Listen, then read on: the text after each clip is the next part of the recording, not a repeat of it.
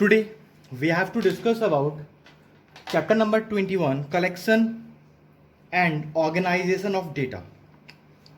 In this chapter we have to discuss about how to organize our data in a manner way. So first of all we have to discuss about data. What is data?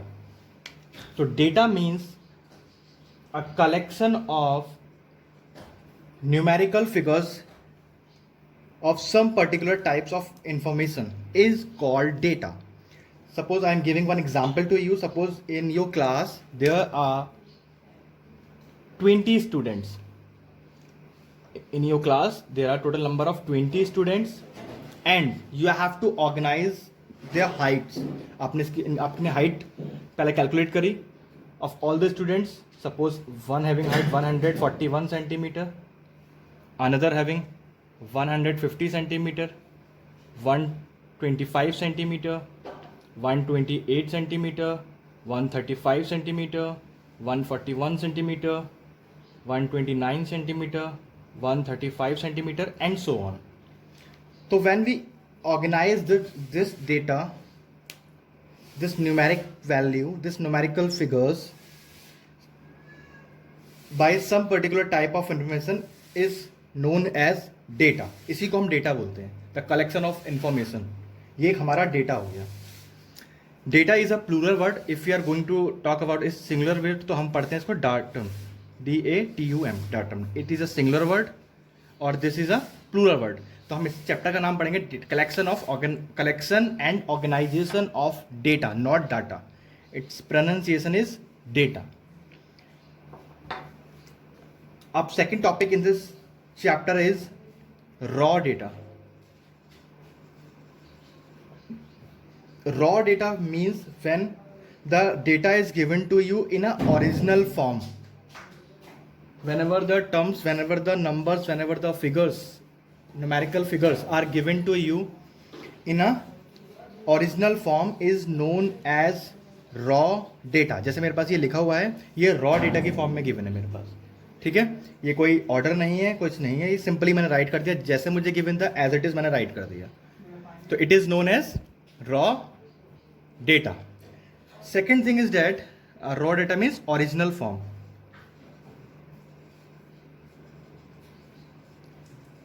Second, the word is array. ARRAY that you have learned in your previous classes. Array means होता है when we arrange the data in ascending or descending form is known as array. Suppose मेरे पास ये data given है ऊपर, इसमें सबसे छोटी value क्या है 125, then 128, 129, 135 टू टाइम्स है, 135, 141, 141 ये भी टू टाइम्स है, then 150, 1 2 3 4 5 6 7 8, 1 2 3 4 5 6 7 8. I have arranged this data in ascending form. मैं इसको डिसेंडिंग फॉर्म में भी अरेंज कर सकता हूँ. तो the arrangement of data in ascending और descending form is known as array. इसी को हम एरे बोलते हैं. तो ये अरेंजमेंट इन असेंडिंग और descending is known as array. Now next topic of this chapter is frequency. So what is the term, what is the meaning of that term? Frequency. Frequency क्या होती है? Frequency means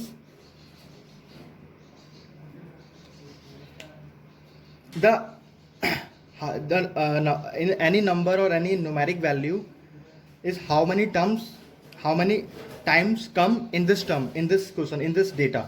Suppose that we having a 141, ये two times आया है, तो 141 की frequency हो गई 2. It means it has come by 2. ये दो बार आया है हमारे पास. Similarly 135 will come by 2 times, 125 1 time. तो वो नंबर उस डेटा में कितने बार आया है, the number of times of a particular observation occurs is called its frequency. मतलब वो नंबर उसमें कितनी बार आया है उसको उसकी फ्रीक्वेंसी बोलते हैं. ठीक है. फिर एक वर्ड आता है स्टैटिस्टिक्स. स्टैटिस्टिक्स जो हम पढ़ रहे हैं, this is collection and organization of data, it is a part of the word statistics. Statistics means ये क्या है, it is a subject that deals with the collection, presentation, analysis and interpretation of the numerical data. जब हम इसके बारे में पढ़ते हैं, collection, presentation, analysis and interpretation of numeric data, उसी को हम, इसके ऊपर स्टडी करने को ही हम स्टैटिस्टिक्स कहते हैं. तो it is a part of statistics. तो in this chapter we have to discuss about some topics which are used in your class. First is we have to going to start tally marks table, or we can say that frequency distribution table.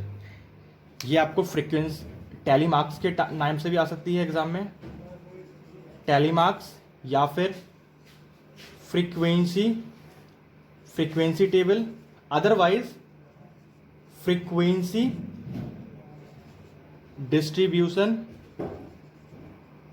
Table. तो तीनों का मतलब एक ही चीज़ है, नाम change होता था in exam कि ड्रॉ या represent the data bye tally marks table या बाय फ्रीक्वेंसी टेबल या बाय फ्रीक्वेंसी डिस्ट्रीब्यूशन टेबल. तो सभी का मीनिंग सेम है, तो डोंट बी कंफ्यूज. तो समझते हैं कि how to draw this table, how to make. तो first of all we have given some data. में डेटा मेरे पास है, मैं उसको लिख लेता हूँ कुछ भी.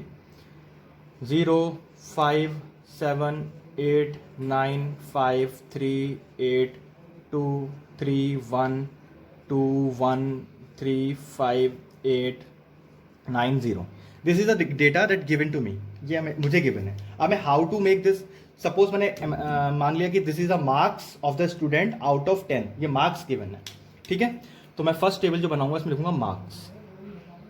Second, in the second column the word comes tally marks, और in the last the word come frequency. Frequency क्या होती है? The number, the occupancy of the number, या फिर the number which comes how many times, it is known as the frequency. अब marks क्या क्या है इसमें बच्चों, देखिए 0 1 2 भी है, 3 भी है, 4 नहीं है आई थिंक, 4 को आप स्किप भी कर सकते हैं या डैश लगा देंगे उसके आगे हम. 5 6 is not to be there, 7 is there, 8 and 9. तो दिस इज अ मार्क्स. अब आपको चेक करना है कि 0 is how many times will come. तो 1 एंड 2, तो you have to write here 2. ये बाद में बताऊंगा मैं, पहले ये देख लेते हैं. 1 2, ये भी 2 टाइम्स है. 2 1 2 अगेन 2 टाइम्स, नो प्रॉब्लम. 3 1 2 3, ये हो गया 3 times. Now 4 is not to be there. 5 1 2 3, it is also 3 times, no problem. 7 only 1 time here. 8 1 1 2 3 times. Now 9 1 2 times. तो this is a frequency and this is a marks. तो this is a frequency मतलब ये कितने times आया है. अब how to represent tally marks table. तो the method to represent the tally marks table is that we have now frequency tally marks table. तो we have to write tally marks table in the tally marks table like this. हम इस तरीके से लिखते हैं 1 और 2, ये भी 2 है, 1 2, ये भी 2, ये 1 2 3 1 2 3 1 1 2 3 एंड 1 2. सपोज कभी क्या होता है नंबर ज़्यादा टाइम आ जाते हैं, तब हम क्या करेंगे इसके लिए. सपोज कि any number comes more than 5 और 6 7 8 टाइम्स. मान लेते हैं कि ये नंबर जो है दिस विल कम 8 टाइम्स, ये आ गया हमारा 9 टाइम्स, ये आ गया हमारा 12 times. Then how to represent. तो हम क्या करते हैं, फॉर एवरी,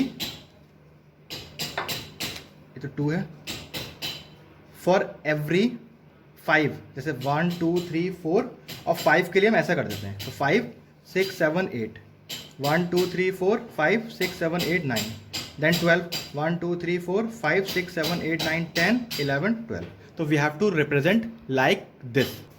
तो इट ऑल्सो मीन्स कि जब 5 5 का टर्म आता है तो 5 5 के लिए हम क्या करते हैं, जैसे 1 2 3 4 और 5 के लिए हम ये कर देते हैं. फिर 1 2 3 4 5 1 2 3 4 5. तो इसमें क्या था collection and organization of data. मतलब इसको हमें क्या करना होता है, we have to represent the data in a simpler form. और अगर मैं जैसे 100 नंबर्स हैं और 100 को मैं इस तरीके से राइट करूँगा तो it is very difficult to read, difficult to collect the data. तो हम क्या करते हैं, इसके ग्रुप बना लेते हैं, 1 2 3 4 5, 1 2 3 4 5, 1 2 3 4 5। अभी 3 ग्रुप हो गए। 3 ग्रुप मीन्स कि ये 15 होगा, और वैसे काउंट करने में इट विल टेक टाइम। तो it is also a way to represent the data. ठीक है, तो ये है हमारा first topic, that is tally marks table, और you can say that frequency distribution table, और you can also say frequency table.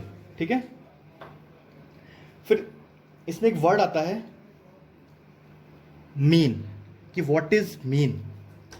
तो आज हम यहीं तक पढ़ेंगे, मीन तक, कि what is mean of the data, mean of the class, mean of the marks, what is the term, what is the meaning of that word mean. तो mean means, mean क्या होता है समझ लेते हैं। तो mean equals to, you can say that कि it is equivalent to average, जैसे एवरेज निकालते हैं, but it is not the same. तो मीन मीन्स होता है the sum of observation upon number of observation. Means sum ऊपर आता है, sum of observation upon number of observation.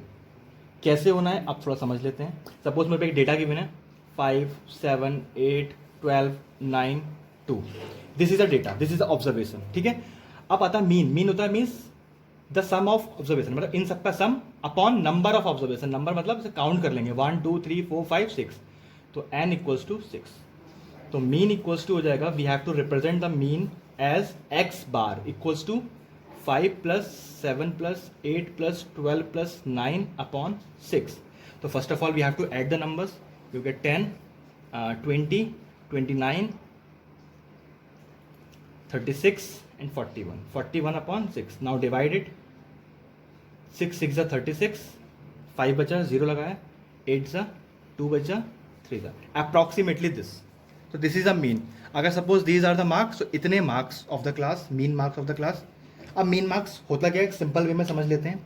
Suppose in your class one student got 0 marks and other student got 10, और remaining student 5 7, like these type of marks that given to the students in the marks. अब हमें कैसे पता लगेगा कि इस class जो है किस लेवल में, किस क्राइटेरिया, उसका क्राइटेरिया क्या है। ना तो क्लास ये बहुत अच्छी है, अगर बहुत अच्छी होती तो सभी के 10 या 9 मार्क्स आते हैं, ना ही ये बहुत ख़राब है, बहुत खराब होती है तो सबके 0 आते हैं। तो ये किस लेवल में लाई कर रही है, कहाँ इसका स्टैंड कर रही है, तो उसको मेज़र करने के लिए we have to find the mean of the class, mean of the marks, जिससे हमें पता चल जाएगा कि किस में लाई कर रही है। तो क्या करते हैं, इनको ऐड करेंगे and divide by the number of observation. जैसे 1 2 3 4 5 6, 6 है, 6 से मैं इसको डिवाइड कर दूंगा, तो ये कहलाता है इसका मीन। अब जैसे ये मेरे पास डेटा था, तो मुझे पता ही लग रहा था कि इसका मीन क्या होगा। इसमें 12 भी है और 2 भी है, बहुत छोटा भी है बहुत बड़ा भी है। 1 2 3 4 5, एक रह गया, सॉरी 2 रह गया हमारा, प्लस 2, तो ये 43 हो गया। 7 पॉइंट, या अप्रॉक्सीमेट लगे 7.1, रिमाइंडर 1 5, अप्रॉक्सीमेटली 1 6 आ गया। ये ले लेते हैं, ये आ गया हमारे पास, वो 2 रह गया था। तो 43/6 का मतलब 7.16, तो अप्रॉक्सीमेटली ये आंसर आ गया। तो अब इसमें बहुत छोटा नंबर भी है और बड़ा नंबर भी है, तो वी डोंट नो कि कहाँ स्टैंड करेगा, इसका मीन मार्क्स क्या होगा, इसका एवरेज क्या होगा। तो वो निकालने के लिए हम ये निकालेंगे कि ये इस जगह पर लाई कर रहा है। तो अगर ऐसे ही मैं इसको ऐड करता हूँ फिर डिवाइड करता हूँ, तो अप्रॉक्सीमेटली मेरे पास 7 और 8 के आसपास अगर आंसर आता है, तो हम भी समझ जाएंगे कि ये क्लास एवरेज पे लाई कर रही है, मोर देन एवरेज। एवरेज मतलब 50% का अप्रॉक्स होता है, तो मोर देन एवरेज लाई कर रही है। लेस आता है तो बिलो देन एवरेज लाई कर रही है। तो ना ही क्लास बहुत अच्छी है ना ही बहुत बेकार है, दोनों ही क्राइटेरिया इसमें लाई करते हैं। तो इस तरीके के हम डेटा को मीन कहते हैं। ऐसे हम इसको मीन को फाइंड आउट कर लेते हैं। तो this is a way to find out the mean of the data. तो ये तो मेथड था to find the mean of the data of the raw data, या फिर अनऑर्गेनाइज डेटा या अनग्रुप डेटा। एक हम फाइंड करते हैं by the group data, grouping form में। तो उसके लिए मीन का जो फॉर्मूला होता है वो होता है sigma f i into x i upon sigma f आई। अब एक्स आई एफ आई क्या है वो समझ लेते हैं थोड़ा सा। सपोज मेरे पास कोई डेटा गिवन है, तो पहले मैं उसको टेबुलर फॉर्म में लिख लूँगा। सपोज मुझे मार्क्स गिवन है, तो मैं इसको डायरेक्टली दिखा देता हूँ। मार्क्स में लिख लूँगा एक जगह 5 8 7 6, मान लो ये मार्क्स गिवन है मुझे, ठीक है। ये आ गया नंबर ऑफ स्टूडेंट्स, इसको हम एफ आई बोलते हैं, नंबर ऑफ स्टूडेंट्स को।